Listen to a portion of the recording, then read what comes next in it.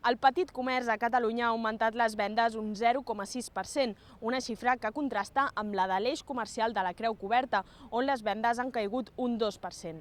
A l'Infobarris d'aquesta setmana sabrem com afronten aquest mal moment els comerciants de la zona. Comencem. La imatge del carrer ple de gent contrasta amb l'interior de les botigues de la Creu Coberta. Només en un any els comerços han perdut un 2% de les vendes. Tot i això, encara hi ha qui s'anima a obrir un negoci en aquest carrer. Está abierta desde mayo, nos animamos en un principio por la afluencia de gente que había en la zona de Hostafrancs, en la carretera de Sants, hacia arriba, y la verdad que nos ha sorprendido que no es lo que esperábamos. Están cayendo las ventas en picado, sí. Aquí la caiguda de les vendes no ha afectat el nombre de botigues tancades, que són gairebé les mateixes que ara fa un any.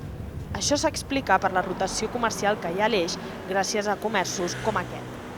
Des de l'Associació de Comerciants de Creu Coberta els qualifiquen com efímers perquè responen a modes. Això suposa estar sempre en un permanent equilibri, intentant mantenir aquest mix comercial perquè no es desviï gaire del que volem que sigui un eix comercial, és a dir, que hi hagi un comerç de qualitat, un comerç amb una atenció al client perfecta i un comerç sobretot que sigui variat.